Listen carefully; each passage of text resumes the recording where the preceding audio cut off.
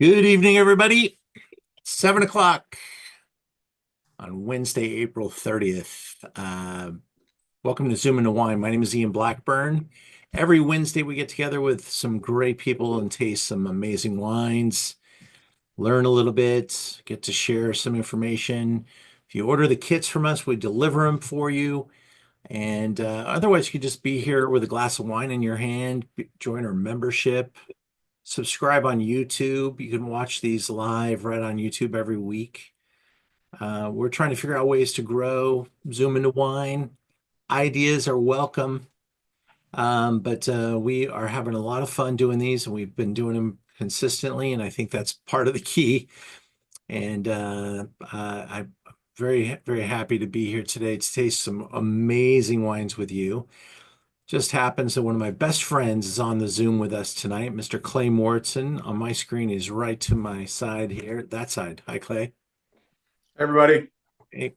And we're gonna hear from Clay and talk about some amazing stuff. The topic tonight is top wines of Sonoma and Napa, and let's get started.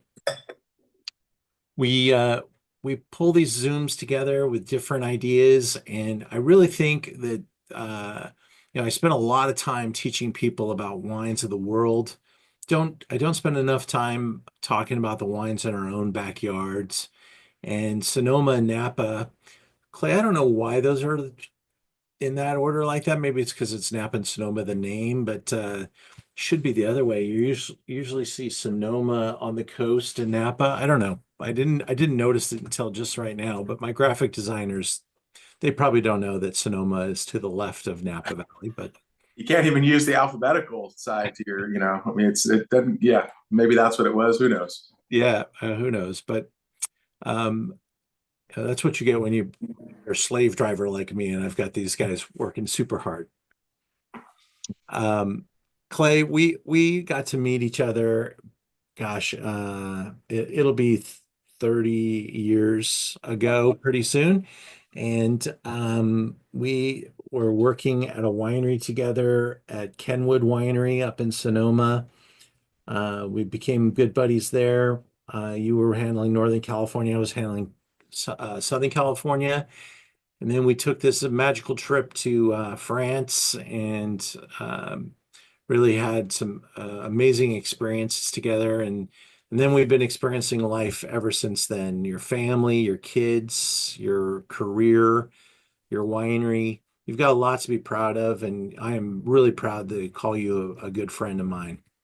Well, thank you, buddy. The feeling is definitely mutual, and it is wonderful to connect with you. I'd much rather be in person, but we don't get to see enough of each other these days. So this is a happy substitute. Yeah. Well, I have been, doing this little retail store of ours since the pandemic kind of forced us into that box. But I'm really kind of loving it, and being able to support my friends is part of the mission. But you make it so easy, Clay, because the wines are so good, so fairly priced, and really, stand amongst the giants. So let's go in and taste this first wine that we're going to show off tonight. This is the 2022 Mauritz Sauvignon Blanc. And, Clay is it seventh generation Clay? I'm sixth generation. My kids are sevens. Amazing. And Clay is the first Mauritz put his name on the wine, on the label. The family's been involved in growing grapes for a very long time, but Clay really took this opportunity to the next level. And he's got one of the most visited tasting rooms in Sonoma County now. So really doing great work. And this Sauvignon Blanc is absolutely a workhorse. How much Sauvignon Blanc do you guys make now, Clay? It's kind of an auspicious statement to say that it's our largest production wine and we make a total of 1,300 cases. So it's not very big, but for us, that's big. We are all about expressing the place on the bottle. And, whether that place is as small as a single vineyard site in Rockpile or this site in Dry Creek Valley. That's what makes wine so special, is you're so limited to that site and what that site produces. And in this case, our Sauvignon Blanc, it's actually now a single vineyard wine, since we had to pull out one of our blocks to red blotch. And this block is a 51-year-old Sauvignon Blanc vineyard in Dry Creek. And that's what makes wine so special, is you can't replicate that, right? My family grows hundreds of acres of Sauvignon Blanc, but none of those other blocks give us the quality and, more importantly, the style that we want, that this block provides. It's amazing. So where exactly is this block? Is it Dry Creek Valley? It is. So we're in Dry Creek Valley. The block, I don't know if you know this, but most addresses relate to, landmarks. So, for example, this block is located at 6262 Dry Creek Road, which means it is 6 miles from Highway 101, which is the start of Dry Creek Valley. So we're literally right smack in the middle of the valley, but much more importantly, this block is located right on the river. And I say river because, it is a river where the water flows year round. Dry Creek, the river, is fed out of Lake Sonoma. And Lake Sonoma at the base of the dam is about 250 feet deep. And the water is taken out of outtake tunnels at the bottom of the lake. So the point is that water that comes down that river is extremely cold. So not only do you have an alluvial fan, that is to say, sand and gravel-based soils from, the millions of years of that river running through this valley, but you also have this incredibly unique cooling environment within a couple hundred yards of that river. So it really has a lot of unique aspects. And, I like to present this question to people because everyone wants to talk about old vines this, old vines that. And the question I pose to people is something good because it's old, or is it old because it's good? And then I ask you to think about that through the lens of insanity, right? Because insanity is often defined as doing the same thing repetitively and expecting a different result. So if you had a crappy vineyard that you continued to farm, you would be insane.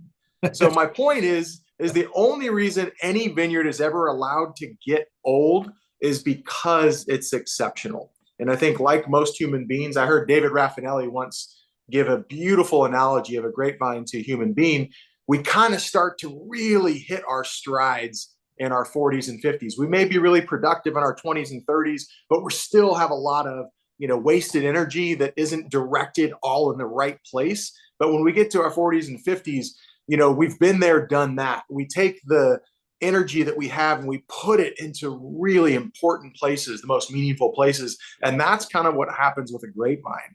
So it's allowed to get old because it's exceptional. And then it really shows its prime in that kind of 40 to 50 year range. That's a great little insight there, buddy. And the facilities that you guys have right on the corner of Dry Creek Road and Lytton Springs Road, a great corner. You got Ridge just up the street. Who are some of your other neighbors right around you? Well, I think the brands or some of the iconic wineries that people would know is certainly Ridge.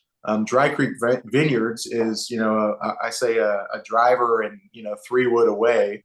So they're really close. Raffinelli is, less than a mile away. Lambert Bridge is really close to us. Passalacqua. One of the really cool things about Dry Creek Valley is that there are over 70 wineries in Dry Creek Valley, and 55 of them are less than 5,000 cases in production. And there's only 5 that are over 50,000 cases in production. So the vast majority of the producers in Dry Creek Valley are like our family. They're small artisan producers that are making wines from their historic vineyards. And it is something that's really unique to that space. I don't have a slide for this, Clay. This is Clay's winemaking facility and tasting room. But if someone were to come up, maybe take one of those nice little flights that land in Santa Rosa Airport. You can do that with Alaska real easily. Maybe want to drive up to Healdsburg. There's a bunch of new hotels and stuff in the area. Are there any suggestions that you have to visit? Well, Charlie Palmer, the amazing chef, is just about finished with his new hotel property. I think they're slating a, soft opening in July with full business September 1st, and that's going to be called Appalachian Hotel. And Okay. I toured actually last week, toured the facility. It's phenomenal. It is truly a food and chef centric hotel where the event space is designed around food. The rooms are just gorgeous. So that's something that's new and exciting. And that's going to be Appalachian Hotel. Literally across the street, kind of up in the hills, is the relatively new Montage property, which I believe opened in 2021. And it is spectacular. I mean, it is absolutely spectacular.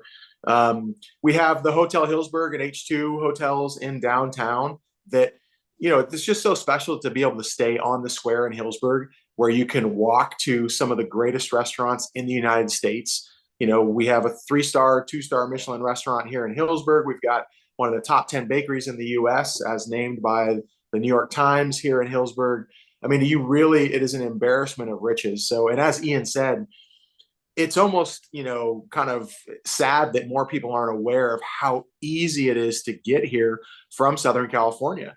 There are direct flights from Orange County, from John Wayne and LAX and San Diego directly into Santa Rosa. And no exaggeration, you can be from Santa Rosa Airport to my front door in less than 15 minutes. I know some people thank you for all the wonderful comments on the Sauvignon Blanc. One of the things that's really unique about our Sauvignon Blanc is, and Ian, do you have a picture of the upright oak tanks? Let's see if I do. So again, our job is about, to express the place and date on the bottle. End of story. And like I said, when you have an incredible site like we do, it makes our job a lot easier. It doesn't mean that wine makes itself. And so something about our wines, they're all native fermented. That means that we don't inoculate with anything. So we don't add yeast. And if it goes through malolactic bacteria, we don't add bacteria. We want that native flora and fauna to really, show through. There's risk and reward involved in that. And one of the things we do to really kind of showcase the site, but also mitigate some of that risk, is we ferment these in upright oak tanks. So these are 2,000-gallon tanks that are made of wood. They look somewhat like an oak barrel, but about 10 times the size, turned on their heads. And we love the fact that the wine oxidizes during fermentation. There's no influence from the wood. First of all, the tanks are now 13 years old, but we never toasted the staves. And so you taste that in the wine, especially the weight on the entry. There is this textural creaminess to the wine. And there you go, that picture right in front. And it's amazing how that comes from that oxidation. It doesn't come from, new oak. It doesn't come from malolactic. It doesn't come from lees contact. It simply comes from allowing oxygen into the process during the fermentation. And, Emma and I talk a lot about what we can control as winemakers. And one of the things winemakers have a tremendous amount of control over is texture.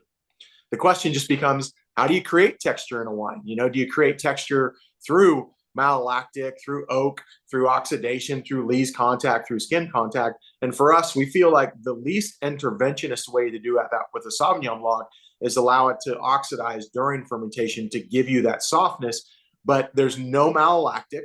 So that finish is crisp and clean. It's all that natural malic acid. And other than that, there is nothing done to this wine. And I mean nothing. And when you have an outstanding vineyard site, you can take that very simplistic approach. Got really wonderful punctuated, concentrated fruits and the weight, the mouthfeel. It all tastes premium. And for $26, I dare you to find something better than that, man. That's insane. That's so good. Well, that's kind of the also the advantage of not investing in new oak barrels every year, not investing in malolactic where it has to spend more time in oak to go through malolactic. We're not trying to cut corners by any stretch of the imagination. This is what allows us to make the most varietally correct site-specific wine, but it also allows us to do it in a more cost friendly way. Let's just say that. It's drinking delicious. Any questions for Clay? He's going to stick with us as we've got another Morts and wine coming down the pipe here. And maybe we can get Clay to respond to some of your questions online or the chat box, if you will. Go ahead and lay into it if you want there.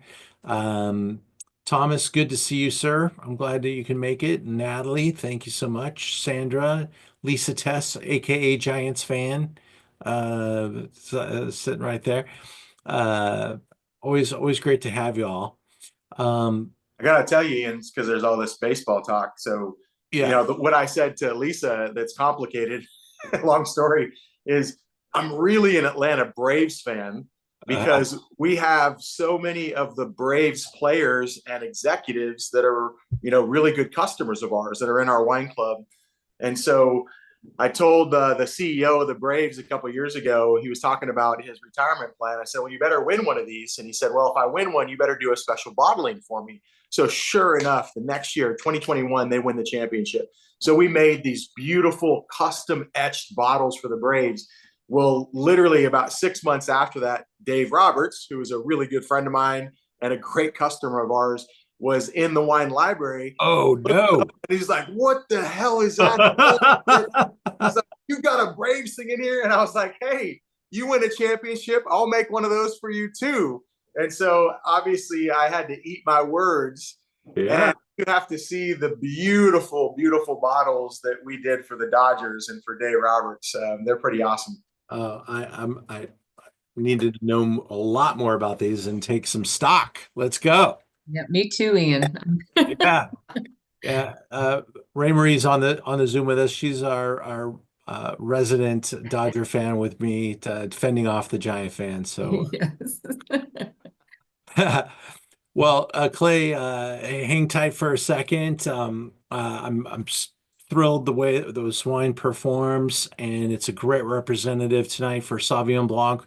We're going to move into a beautiful Chardonnay, and I'm going to introduce our next guest, who couldn't make it live with us tonight, but he gave me a great interview, so I want to play that with you. This is Thomas Rivers Brown. He is just absolutely killing it right now as a consulting winemaker for, as you'll learn, something close to 40 wineries. And his brand is all over the place. He owns personally Rivers Marie, a Chard and Pinot producer.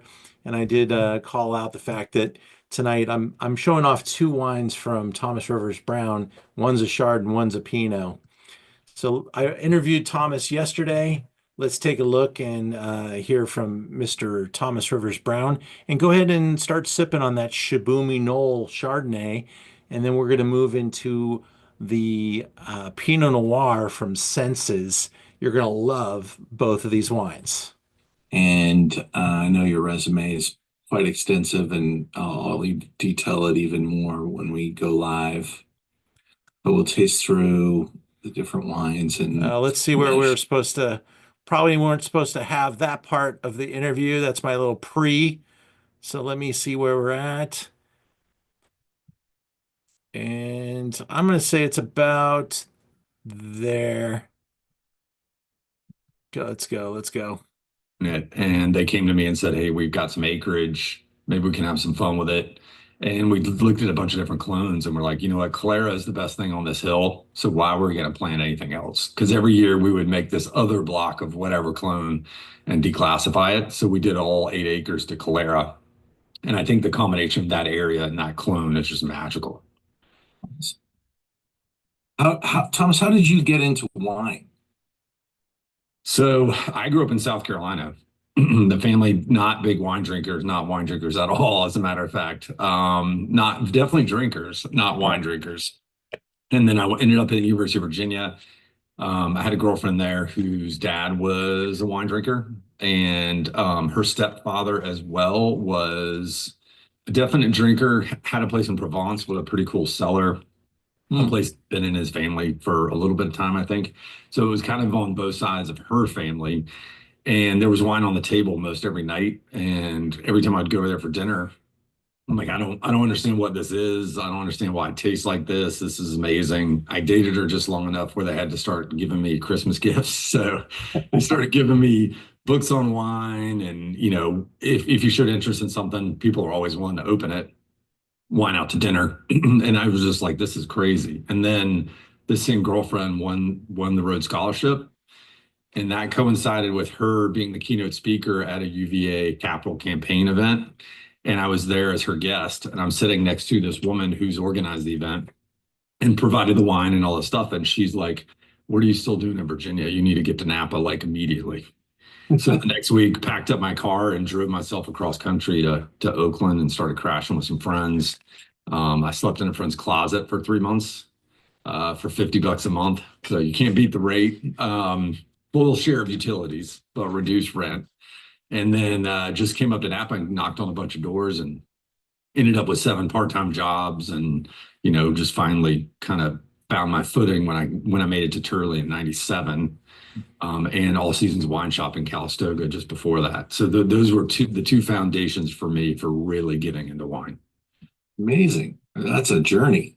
And while it was happening, it felt like it took forever, of course, because I'm like 23, 24, 25 years old. I look back at it now and I'm like, these early winemaking jobs, all this other stuff, these people were crazy to give me these jobs. I was so not ready. But it worked out. And so Turley, that would have been who was the head winemaker at Turley at that time? So it was Aaron Jordan. Helen had come and gone. And when I was hired there, it was Aaron, myself, and one cellar guy.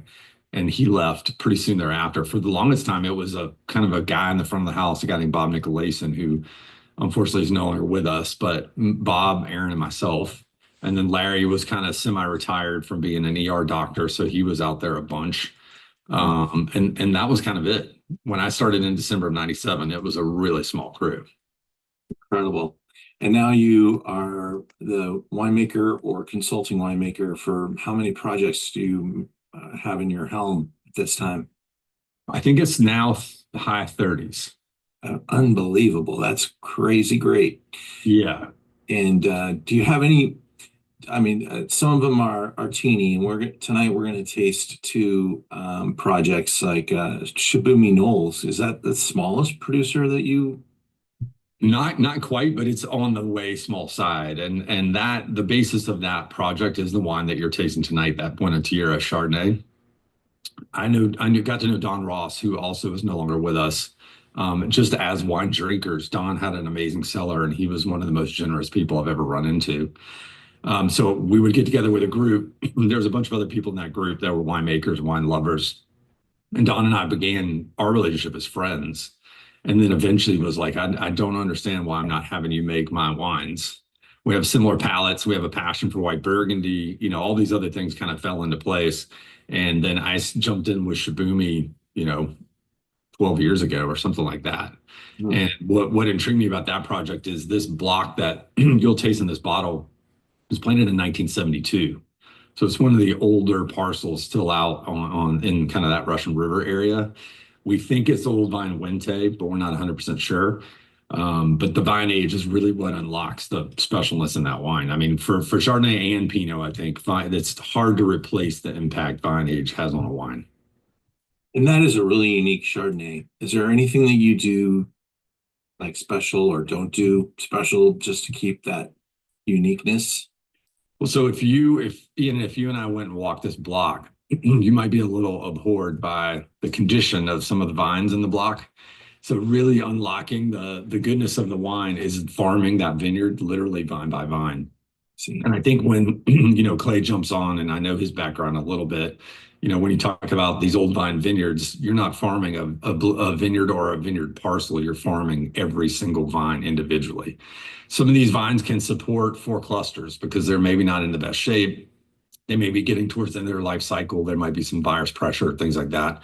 And then other vines, they look like they were planted yesterday in terms of their health and vigor, and they support a full crop. And then there's other vines, we have to make the unfortunate decision, last year was going to be the last year for that vine. So if you went out there, everything's from the same, era, same year. It was all planted in '72. but you have what looks to be very distinct phases in kind of a vine's life cycle. And so when you're out there pruning, thinning, and the final, veraison pass, mildew pass, things like that, you're literally farming that vineyard vine by vine, and that's the only way to get the goodness out of it.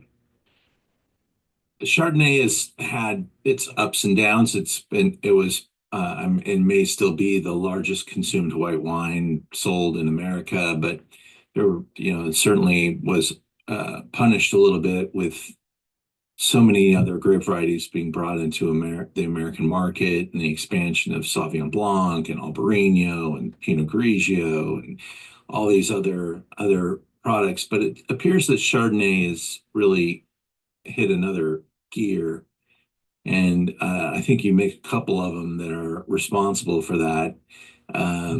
Is what do you think for the future of Chardonnay in California or the world? What do you think is next for Chardonnay? Well, I think people are, it's kind of a little bit of the life cycle of drinker too. You start with something that's a little more accessible, something easier to understand, something that might be rounder, less acidic, maybe even slightly not sugar sweet, but have a more fruity kind of character to it. And then as you kind of evolve, you move towards these wines that are more citrus fruit inflected and higher acids and, more perfumey, longer lived wines. And I think we saw a little bit of that on the Sonoma Coast early on. I remember tasting in the late 90s with James Lobby and some friends, and we're like, oh, the Sonoma Coast, so many exciting things happening out there. We pulled together as many far west Sonoma Coast wines as we could. And for the most part, the wines were not that interesting. And what we realized was the vines were 5 years old. The quality farming wasn't out that way because it was just really hard to get out there, hard to get people out there. And then all of a sudden, 20 years after that, you wake up to the idea that now these vineyards are 25 years old, 30 years old. The world out there feels smaller. Like I know from here to that vineyard is the same mileage as it was 20 years ago, but everything just feels closer. So you're getting a lot more resources in these sort of far-flung areas. And I mentioned this in one of the Rivers Marie mailers one time. If my kids were to take this project over, I'm genuinely upset that they're going to be working with like 50 to 70 to 80-year-old vines. It's going to be not this special old vine selection. It's just going to be what things are. And I think the vine age out there for Chardonnay is really pushing quality. And we're in all kind of a very insular world, but we're seeing a lot greater appreciation for these citrus fruited, higher acid wines, racier, great reflections of the varietal, great reflections of the site, things that can compete with white Burgundy. I mean, I think, when you look at Napa chased Bordeaux for a while, kind of caught up to it, and people thought of those wines as on equal footing. I don't know that we're there for Burgundy yet, but when you see these, $400 Premier Cru white Bergs, and you've got this amazing West Sonoma Coast Chardonnay for $70, I mean, it's a pretty compelling story. And I think there's a lot of appreciators out there, especially as people get shut out of other markets. You're seeing a more refined consumer come to California looking for high-end Chardonnay. The irony is that I'm talking to Thomas Rivers Brown, one of the great Cabernet producers in the world, and we're not tasting one of your Cabernets tonight, but we're tasting a great Chardonnay from Chibouminol, which is a darling brand, and we're tasting a great Pinot from an up-and-coming producer called Senses, and I think they're just top of the game wines. And you make a lot of great Pinot Noir. You have your own Pinot Noir brand. Is there a grape variety that you prefer to work with, or is it because you're able to work with everything that it's inspiring to you? I think there's sites that get me really excited. And right now, a lot of those sites tend to be on the Sonoma Coast, and they tend to be more Pinot because, again, these are vineyards that are coming into their own from an age standpoint. Like Rivers Marie's flagship wine, the Sumo Old Vines bottling, that block will be 50 years old pretty soon. There's just something really unique about that wine. It doesn't taste like anything else. And as someone who makes a lot of wine and drinks a lot of wine, that's kind of what you're looking for. Like on the cab side, you have like the Alpo's True Vineyard on the top of Owl Mountain, or the Maybach Materium. When we put those wines in lineups, I can tell by the nose what those wines are. And for me, that's what is so exciting. I do think the general excitement on the West Sonoma coast right now kind of outstrips everything else. Hmm.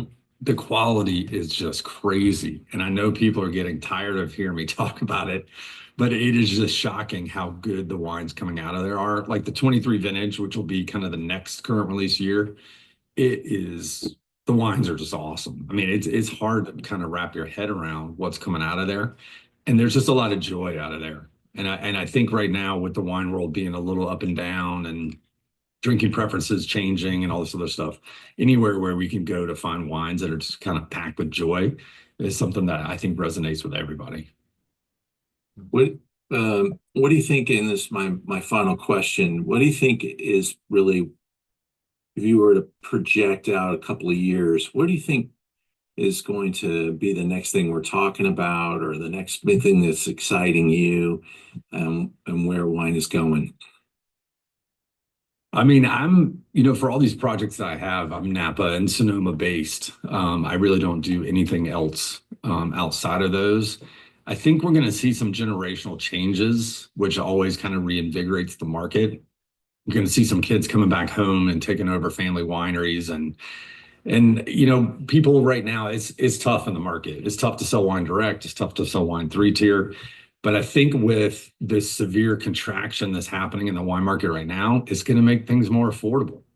And I feel like whenever the cost of entry goes down, you get a bunch of new players. There's a lot of opportunities that present themselves. There's this idea in Napa, like we own a winery in Calistoga for Rivers Murray. The idea of owning a winery in Napa Valley when things are going crazy, it seems like impossible. It should only be corporations and billionaires. But then you have these contractions, you have prices get cut in half, and all of a sudden you see a flood of new people come in. So I think we're about to see a generational change as some people age out. And I think we're about to see a whole nother whomever, I don't even know, I don't even have a guess as to who it's going to be, a whole nother sector of the population come into Napa and Sonoma and start investing in some of these great vineyard pieces, picking up wineries, for a lot less money than what they were valued a few years ago. So I think you're just going to see a lot of new blood in general. And I think that's what it's going to take to kind of reinvigorate Napa and Sonoma. That's great insight. Thomas, thank you so much for your time today. I mean, we could go on for hours, but you got 39 wineries to go. Oh yeah, I've got some hand holding to do for sure. Wonderful to talk with you this morning. Thank you so much. Yeah, thanks, Ian. I appreciate it. Have a good day. Bye. So that was super cool to be able to talk with him and get some of his insights. I just decided to be a little different than just talk about this one wine type of approach with him, because, gosh, I probably have, in our store where we have 1,200 SKUs, I probably have 15 wines that he is a winemaker for, maybe more. I have to. That was just a total ballpark guess. So I wanted to make do something with him as just like a little bit more, kind of getting his stance on where we stand with wine, and kind of peel back that curtain a little bit. I hope you enjoyed that conversation. The wines that we're tasting, very importantly, really, really good. And I hope you think so. Let me just go through the slides real quick and show you what they are. Shibumi Knoll. It's been a while since I've talked about this brand. We had the idea of showing the Pinot for this program tonight, but the Pinot sold out on the website, so we moved to the Chardonnay, and we put another Pinot that he makes in the lineup. The Shibumi Knoll is famous, actually more famous for their Chardonnay. In fact, the reason that Shibumi Knoll is even a winery is the Chardonnay site that they have. And they initially started making it just so it could be poured by the glass at the French Laundry. And they used their circle of influence. Wealthy family knew the French Laundry, was able to get that done. And a lot of people took note. So Shibumi Knoll is well on their way to being something that people are talking about, and It's a really noted Chardonnay and really distinctive, very rocky, very minerally, but with wonderful concentration, richness, and roundness. It's teeny, 3 acres, and but a beautiful site. Clay, have you ever been there? Do you know who these folks are? Shaboomy Knoll? Certainly know the wines. I mean, Thomas is legendary. And by the way, that was a phenomenal interview. But I have not been to that vineyard site. And again, it's pretty well known, but I just haven't had a chance to get out there. Well, maybe we can go do that together next time I'm up there. Well, Sounds like a field trip. yeah, exactly. Um, but I loved the way he described this site. Really kind of clings to the edge of existence, really works hard to exist. And I think that's what he implied was the secret of the success of this wine. And so as you tasted it, I hope you enjoyed the richness, that creaminess. There's so many things punctuated in this wine, and the minerality, the nose of it is very unique. And I just really, really enjoyed it. Anybody have any comments about the Chardonnay? Here's the owner, got 96 points, Jeb Dunnick. Um, Richness and elegance. And he talks about green almonds as the note and they're white flowers, buttery citrus, stone fruits. Really a pretty sight. Comes in at $120 a bottle. So pretty premium California product, but very rare, very limited, and swinging with the big dogs there. Next wine, it's equal from Senses. This is the Bodega Theriot Pinot Noir. I tried to pronounce it Therio, and I heard Thomas say Theriot, so I changed the way I said it. But this is West Coast of Western Sonoma Coast, that is, and it's a 2021, 98 points on this Pinot Noir, folks. Sonoma Coast and the Western Sonoma Coast, a sub-parcel of the Sonoma Coast, very extreme conditions, really close to the water, and is where all the energy is going right now in Pinot Noir. A lot of people are working on it. The story behind this brand, those three guys right there, Christopher Streeter, Max Theriot, and Miles Lawrence Briggs, they grew up together. They went off to school. They got their careers going. They got back together around the holidays one year and they said, what the hell are we doing? Why didn't we ever make wine together? So they came to their senses, and that's where the name comes from. Christopher's been in wine for a very long time. Max, his father's a very famous grower, and Miles is an actor you might recognize from TV.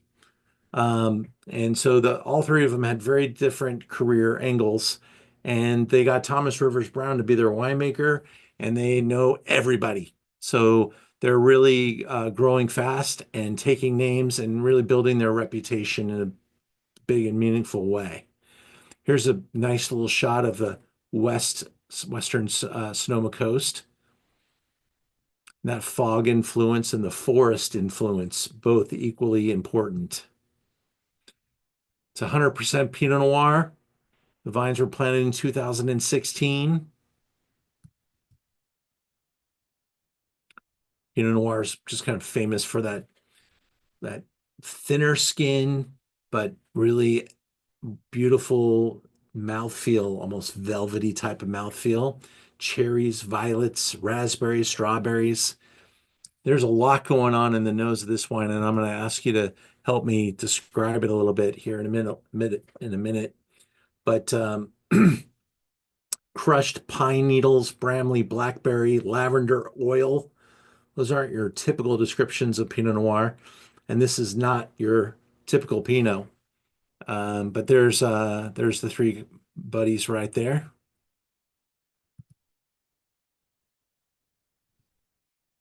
$140 a bottle. And this is hyper selective, very limited.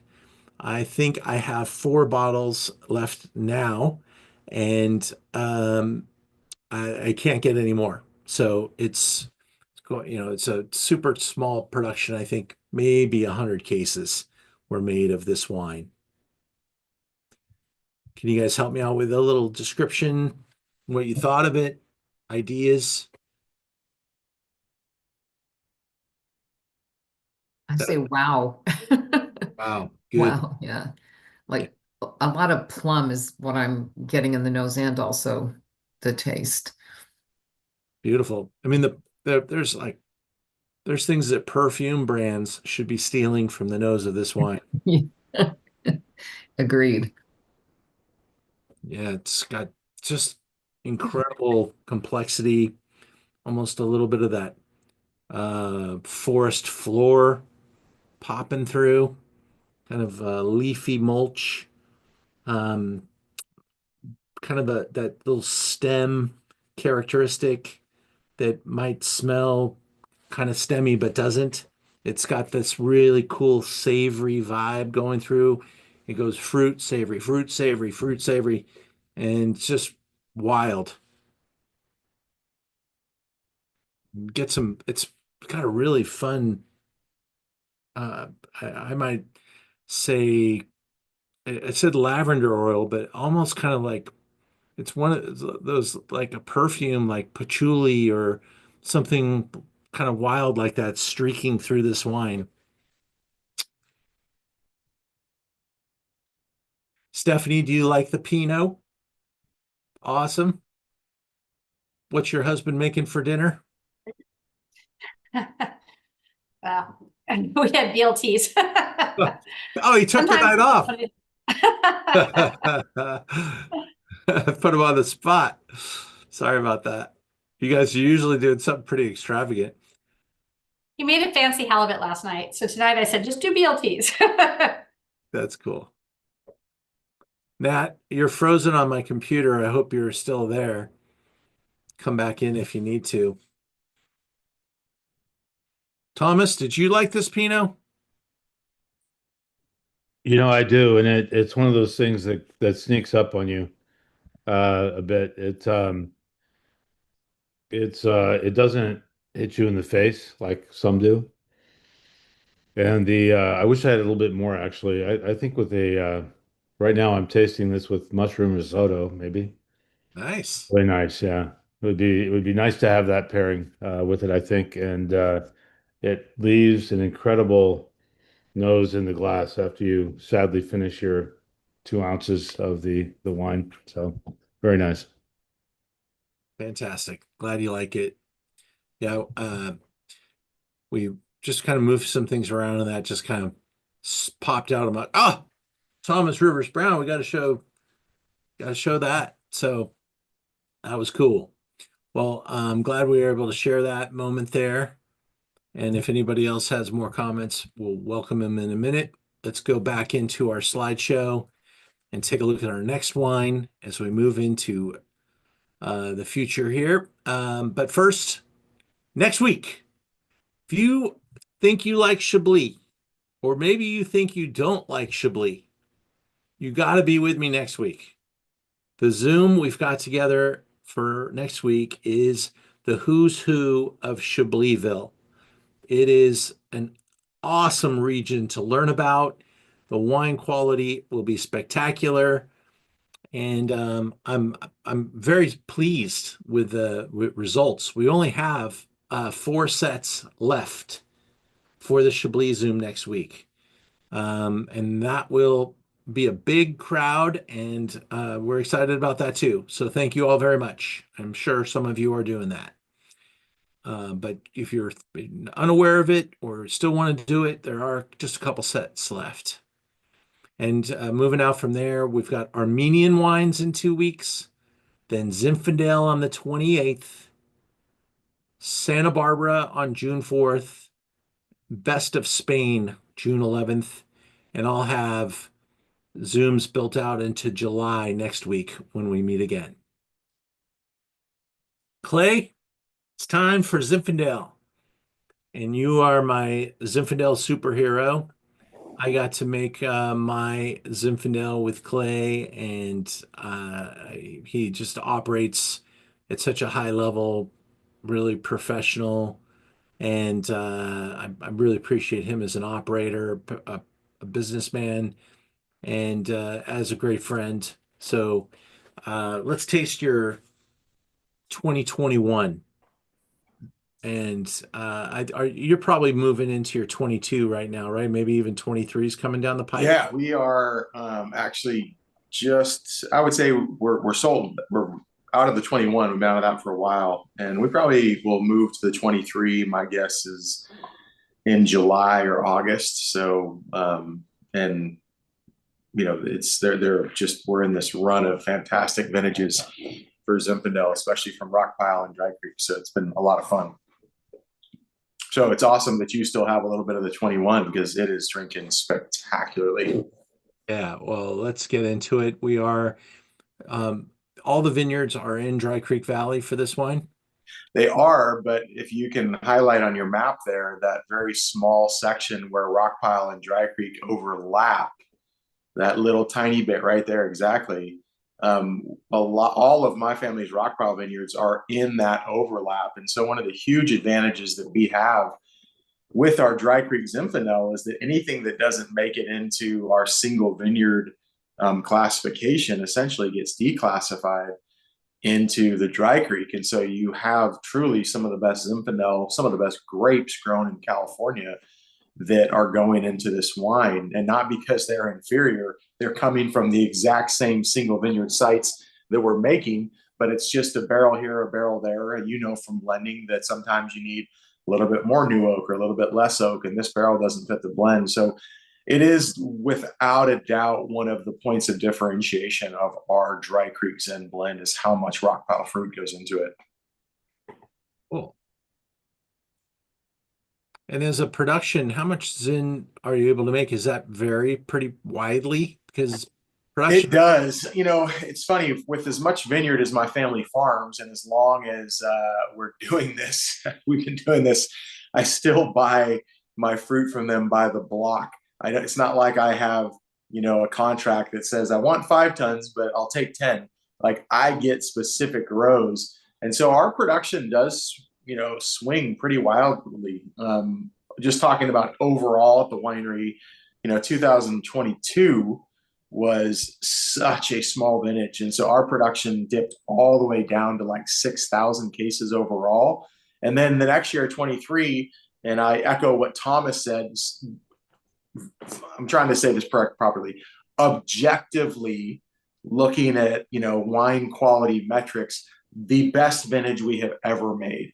And what's so crazy about that, it was also not a small vintage. It wasn't huge. It wasn't like 12 or 13, but we'll make 11,000 cases of wine in 23, and literally some of the best wines we have ever made. So that's what our production does. And it's just, when you are obsessed with that expression of place and confined to blocks, and I'm just not willing to go out and buy grapes on the spot market because we came in short, because that's not part of our program. We want to be involved with it from the word go, and more than likely we are involved with it from the planting 50, 60, 70 years ago, with every step of the viticulture process, every step of the winemaking process. Awesome. Well, we've seen Clay's winery before. This has got 9% petite in the blend. And Clay, you're right, it is drinking awesome.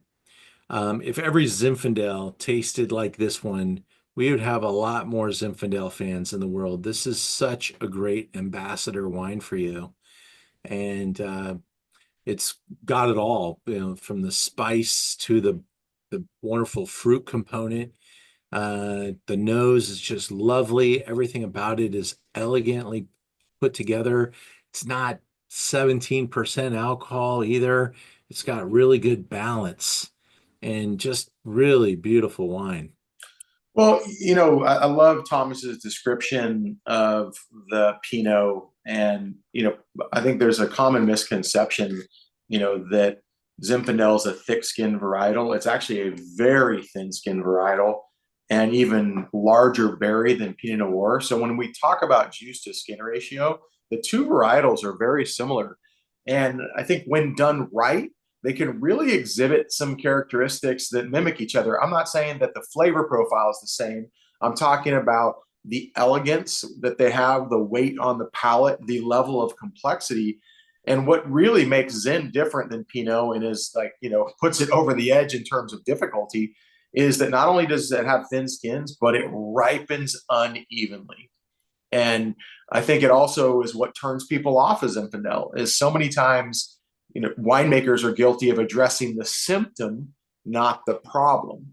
And the symptom is that when it ripens unevenly, you have overripe and underripe flavors. So winemakers tend to err on the side of overripe flavors.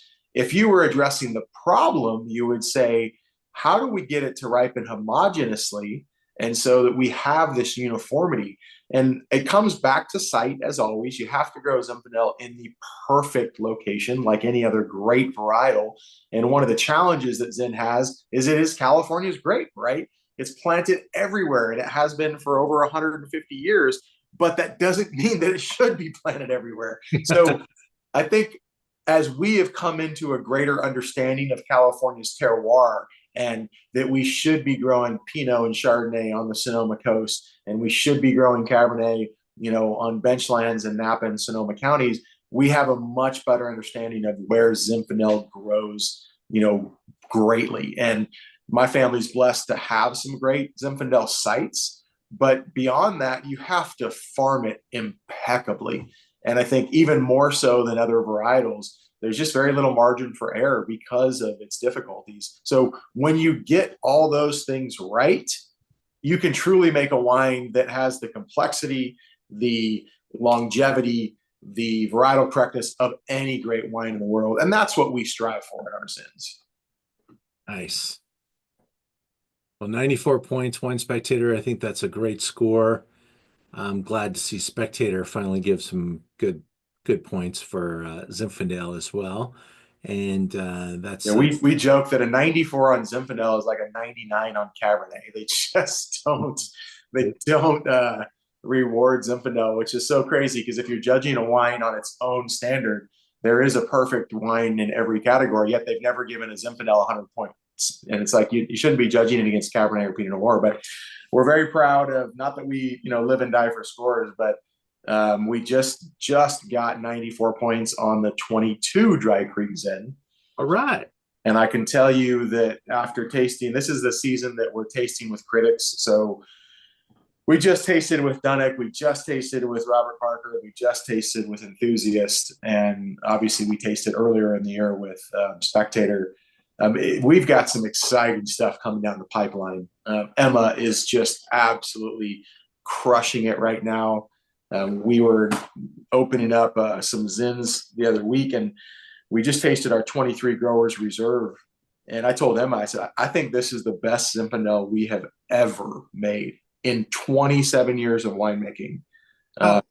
Yeah. I mean, and I don't take that statement lightly, and that's a Dry Creek Zin. That's not even a rock pile Zin. And so it just goes to show you, and it's the same vineyard sources we're using for what we're talking about tonight, just a different barrel program, different aging program. And yeah, it's a special wine.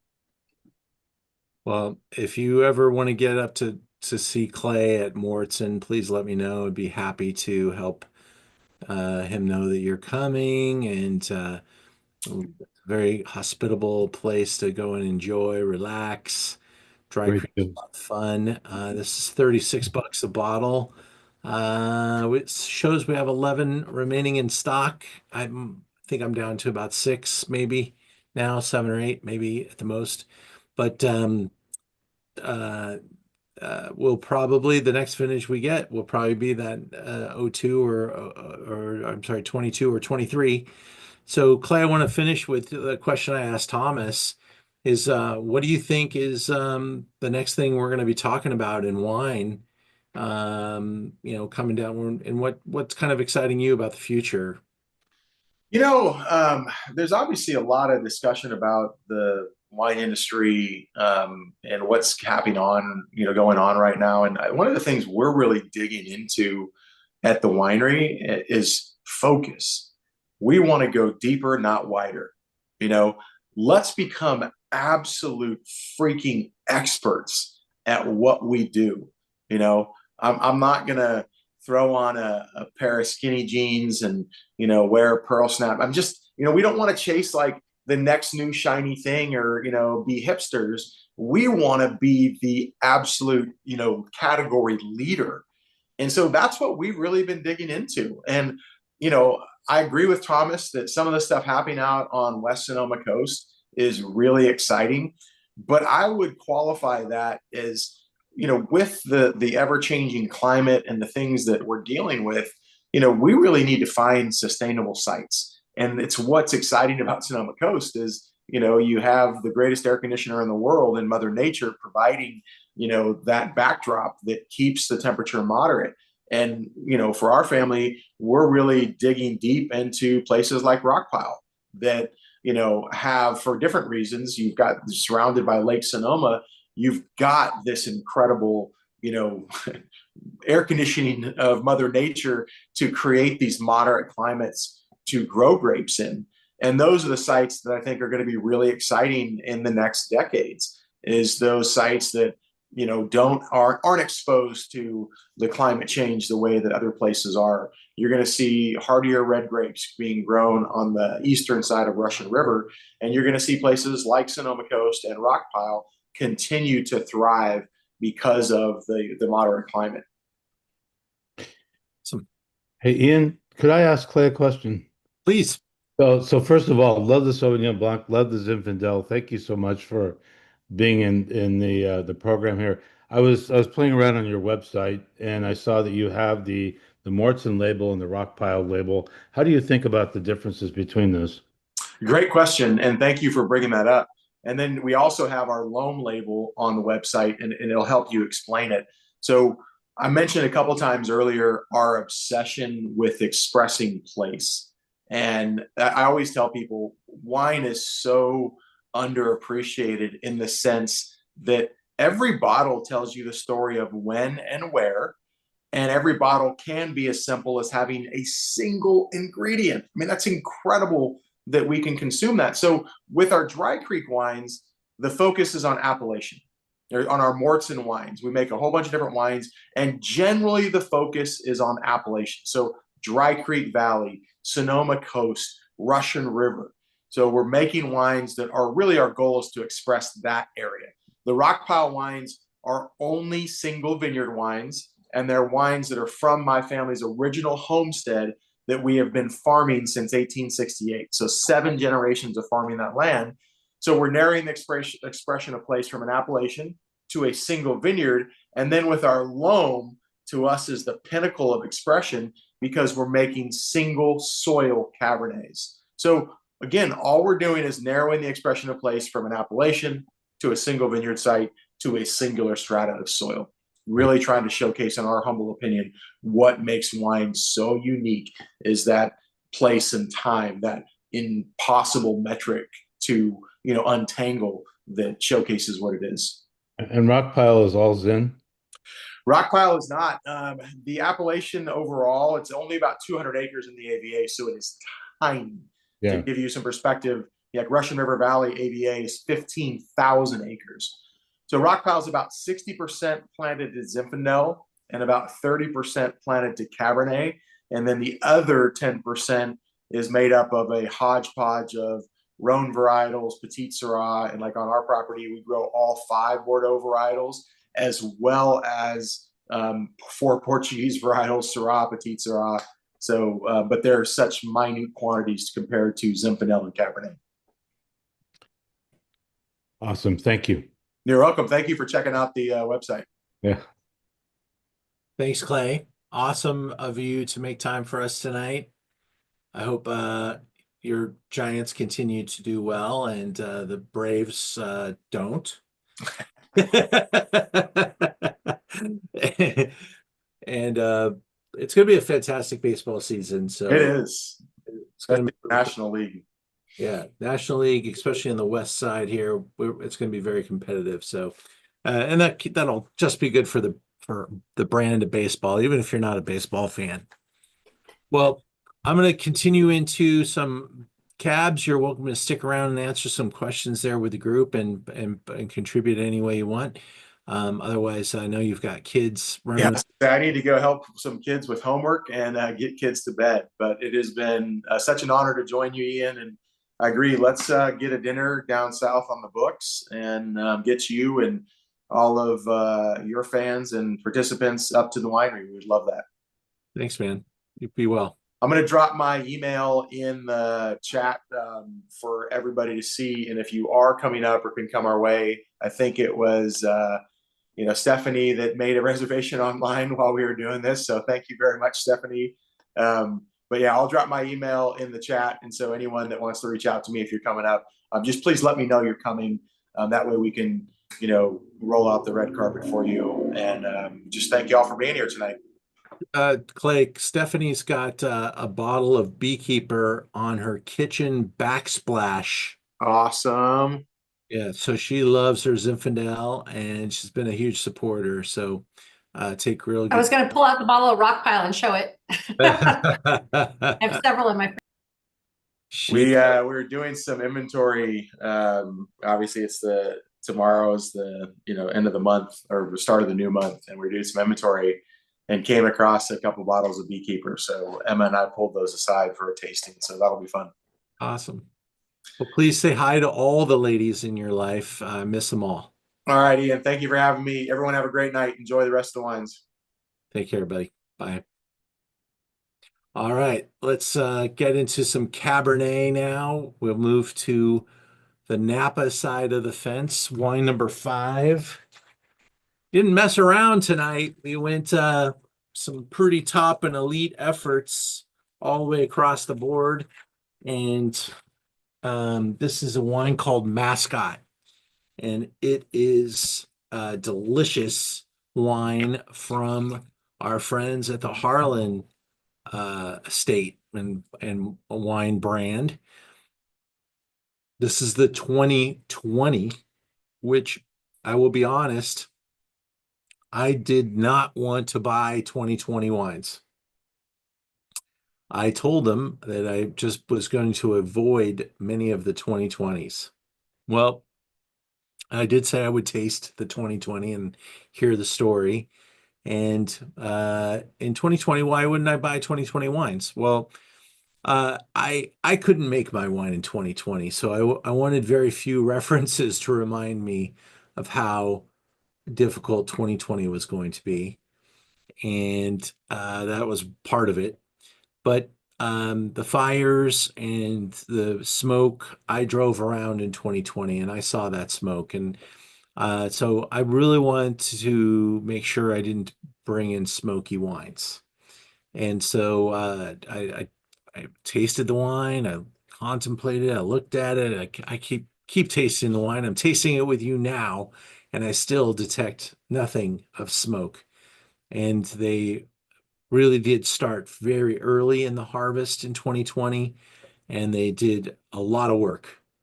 So this is a beautiful effort from one of the top families in wine, owned by Bill Harlan, but now operates multiple sites, and really a tremendous businessman. I used to work in the money markets, money management, and came up with his family's 200-year plan. So it's very orchestrated. Everything is on purpose at Harlan. And I've enjoyed all the visits I've ever been able to make. And it really is a showstopper. Now, this is the wine called Mascot. And there are wines that you make for your crown and your jewel. And there's wines that you make at different other levels. Mascot really is about being a Napa Valley ambassador, about being an ambassador for the Harlan brand, and allows the Harlans to have something that's in a fighting price point. But I say that carefully because The Harlan Estate wine is now somewhere between $1,500 and $1,700 a bottle. Um, Promontory somewhere around $900 to $1,100 a bottle. The Bond wines are up there. And so those prices eliminate a large number of wine drinkers. And so they want to make something that's a little bit more in the competitive slope. And so that's where this wine comes from. And they are able to use some of their own vineyard sources to put this together. Maybe it's a collection of blocks or younger vine material, but they do farm 240 acres and they have plenty of options. And everything that they do is top notch, on purpose, grown the way it's supposed to grow, and represents something special. This is a look at the mascot bottle, 100% Cabernet, and really comes off as a really pretty and balanced, elegant, but sophisticated wine. And I think it speaks for itself in the glass. So I'll let you guys taste it and see what it's all about. But this is truly a special brand, and I probably won't have an opportunity to show you the higher level Harlan wines on a Zoom. Um, but if you do get a chance to taste them, maybe you're in LA and come to some of our cult wine dinners. We do a number of them there, but they're pretty extraordinary. And this is 185, 186 bucks is really a great ambassador for the Napa Valley. As I swirl it around, give it a smell, get beautiful, very focused Cabernet specific type of smells and characteristics. Little cassis, little eucalyptus, little dusty Napa dust, they call it, Rutherford dust. Some cedar, vanilla, chocolate, espresso.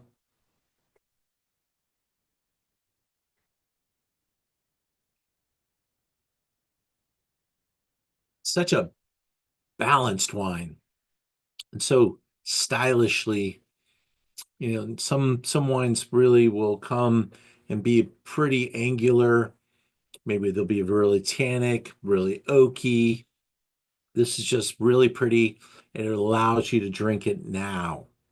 And I think that's quite an accomplishment and a beautiful, beautiful representation. I will tell you that people love to gift this wine. It was one of our strongest Christmas offerings, and I think it's a nice statement. It's also the price point that kind of tells someone that you care about them. So I think it hits that right number. And is a really good gifting option. We'll probably be focused or have that again in our holiday packages that we'll be announcing in a few months. Any questions or comments about the Harlan? I see a couple of chats, so I don't want to ignore those. We featured this once before, I think, Ian, and it continues to be quite a wine in terms of the the naturalness of the winemaking process that they seem to use there. Yeah, I mean, this is a product of, laser sorting tables and incredible equipment and layers upon layers of winemaking wisdom. They've got so many great winemakers and and in addition to all the tools in the shed. So it really it benefits from all of that. And if you've ever been to a Harlan winery and seen how the things are done there, the level, um, it's high art. And it's not exactly comparing apples to apples when you talk about Napa Valley wines, because they just have the deck stacked so high in their favor, and the sites that they own, I mean, just ridiculous vineyard ownership, and incredible visionary at the top of the company. So, Yes, it is beautiful. It is truly an ambassador for the Napa Valley and for the Harlan brand. Beautifully purple and yet super soft and lovely. And sure, it'll age a very long time. And if I did show this wine before, it was probably not this vintage, but we've carried every vintage, I think, since 2016. And I just got a little bit of this 20. But the fact is that I do actually really like it, and I say that telling you that I didn't want to like it. I didn't want to even carry it, but after tasting it, how could I not? So that's that. Wine number 6 we'll go to next. Last year, I hosted the Stars of Cabernet in Los Angeles, and Miss Kerr showed up unbeknownst to me that she was coming. She is the single most successful PGA golf professional as far as total dollars in the history of women's golf.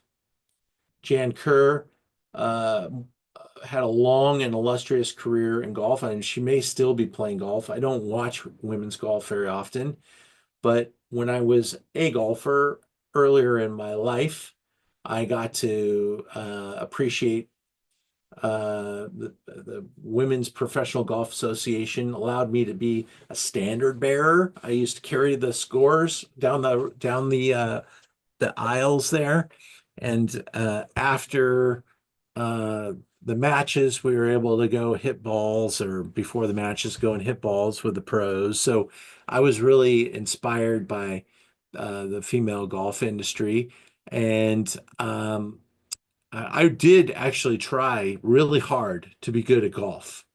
You know how hard it is, right? It is such a tough game. And I'm fairly athletic, but golf is the most humbling sport that there is. And so I'm a big fan of her. She brought tons of personality to our event. And then the wines. Her winemaker is Helen Keplinger, who I am already a huge fan of. And I'll be having a couple of Keplinger wines in future Zooms coming down the pipe here. Um, but Helen is top notch winemaker, really high end, very dedicated to elite Cabernet, and she works for this brand as one of her clients. We're tasting the 2017, which when the salesperson gave me a call following the event last year, I said, "You guys still have some 17?" And she goes, "Yeah, it's the 2017 reserve. We never put it into the market. We just save it for our events and for some special people. But if that's the one you love, we'll sell you a case or two." So I picked up, I think I got 3 6 packs of it, and down to just a couple of bottles. So Christy Kerr, here's her little story. Did I say Jan Kerr? Because I might have. And if I did, I was wrong, because I was thinking of Jan Stevenson, who I did actually standard bearer for. Anyway, going back into the Zoom kit here, and I'm on wine 6, and I've been drinking everything tonight, so I'm having a good time. 251 acres of vineyard under their tutelage, which is pretty significant, and surprising to me that she's amassed that kind of estate. 68% Cab, 30 Merlot, and 1.3 Petit Verdot. So, question for you: in order for them to call it Cabernet, how much Cab needed to be in this bottle? 75%. That's right. That's why this is not called a Cabernet. This is a proprietary red, and yeah, basically like a Bordeaux inspired blend. Many wines follow this example.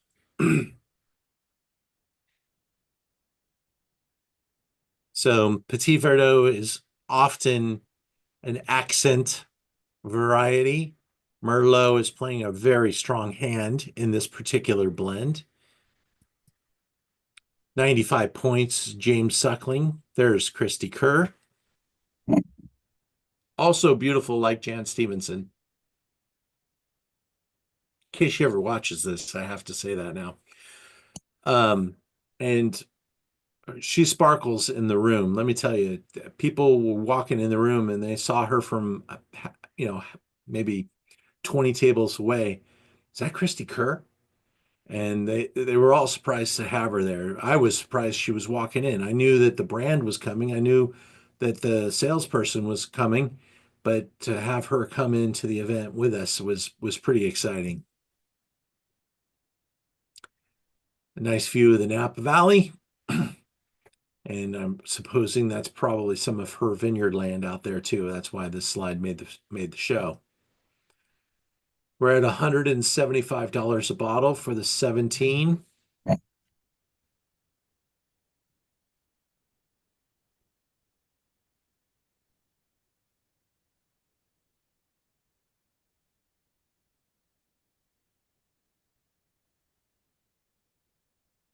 remember when I tasted it with her that night, it was just so deep, like a bowl of cherries.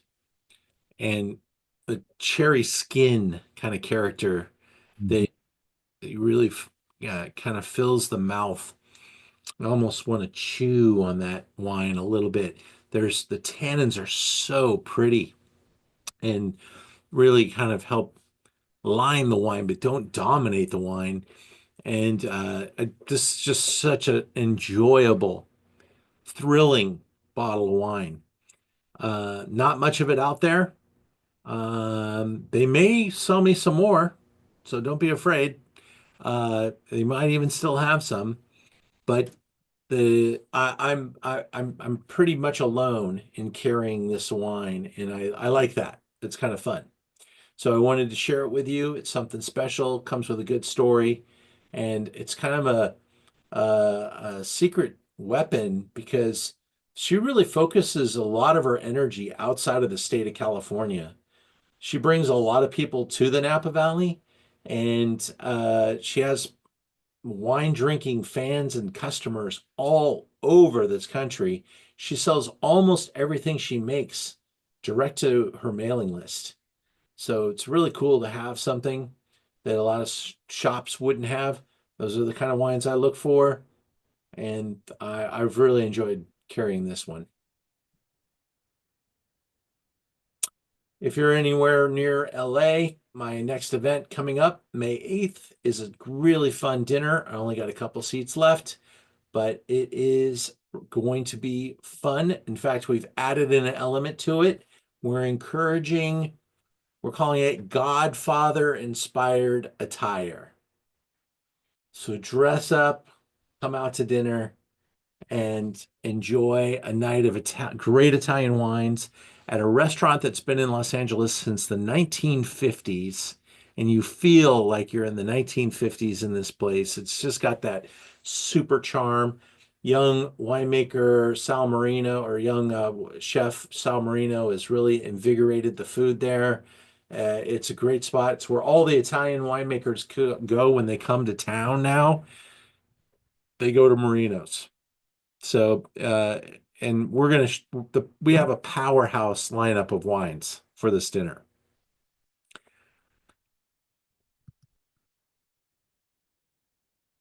Never want to stop saying thank you to all of you for participating with me, holding me on the rails here, keeping me busy every Wednesday night. I love it. Ray Marie, we wish you'd be in LA for the Godfather event too. So if you want to come down, you let me know. Hey, Ian, I another will. another awesome tasting, and can't wait for the Chablis. But you're Yeah. sending oysters out with that, right? Just for you. Yeah, thank you. I'm sure by the time they get to Northern California, I might be better off picking them up from Hog Island, but I'm going to send you some Rocky Mountain oysters. oh, no, and that probably has something to do with the Giants Dodgers rivalry, no doubt. But there you go. Can't wait. Yeah.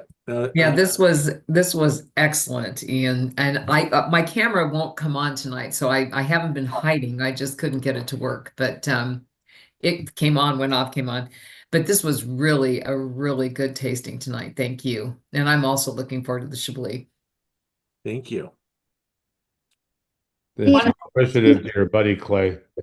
Yeah. He's awesome. He's awesome. I'm in awe of him every time. I seriously, he was best man at my wedding. Oh, great. I've known him for so long, and I hold him in such high regard. He's just such a gentleman. Sandra, how you doing? I'm good. I'm really good after 6 wines, but Census was outstanding. I mean, all of them were outstanding, but Census was my favorite. You know what? You do yourself a favor and be on the lookout for those Census wines because they really come to play. They really do. They're bringing these. I mean, every wine they make is like 100, 200 cases. They've these special blocks and special vineyards, and the scores that they're getting are remarkable. They're not inexpensive wines, but they are making you go, you know what? It's kind of worth it because it's a lot of wine. Yeah, thank you, thank you, thank you. And thank you for the wine tasting last Sunday. It was amazing. I'm so glad you were there. Thank you. Yeah, that was fun. And I just want to say thank you and hello, because I know I've been off for a really long time, but you blew my mind with this tasting. I'm glad like this is the one that I come back to. I've been a huge fan of Thomas Rivers Brown, like following him around kind of like as a celebrity.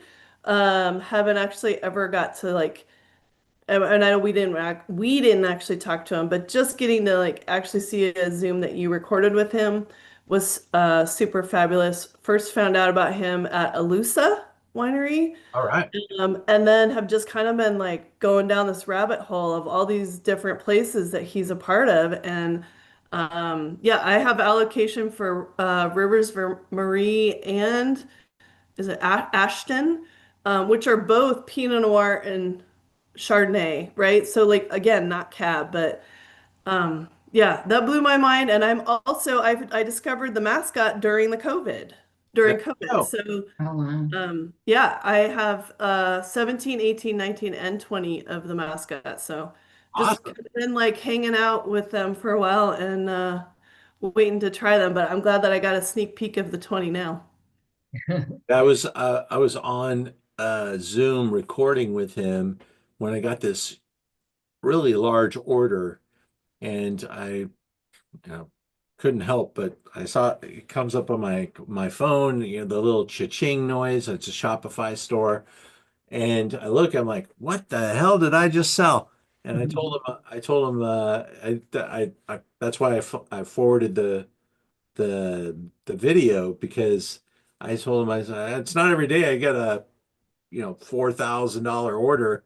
And so I looked down and I sold 6 bottles of Schrader, which he's the winemaker for Schrader, and it was the high-end Schrader. So 800 bucks a bottle. That was the biggest order I've gotten in a long time. So that was really, really cool to have. And it was literally as the Zoom was starting. So that was fun. And it's amazing that he's part of like huge labels like that, but then also like littler ones that you really I have know. to go That's find. absolutely right. Yeah. I mean, the scope of the projects that he manages is pretty remarkable, and his fingerprint is pretty powerful. Yeah. Mhm. We went to we tasted at Rivers Marie a few years ago, and it was a wonderful tasting. And it was the first time I was introduced to the Zalto wine glasses because we were like, these glasses are beautiful. And then what's the label on them? And oh, it was just a lovely tasting. Yeah. Yeah. It's that's saying a lot. The Zaltos are about 85 bucks a piece now. Yes. I broke one last night. Probably Oh. created the cardinal sin by I I had really hot water coming out of the sink. And so I put the glass in there and I filled it with really, really hot water, like almost boiling hot water coming out. Mm. And I set it to the side. And I was like, wait, maybe I shouldn't leave the water in the glass. It might soften the glass or whatever. So I just poured it out, poured the water out of the glass, and it broke. Oh my God. Glasses. Oh. So anyway, minus $85 last night for the Zalto glass. But wonderful to have you all here. Thank you so much. Have a good week. And as always, I got my Dodger hat. Go Dodgers! Yay. Thanks, Ian.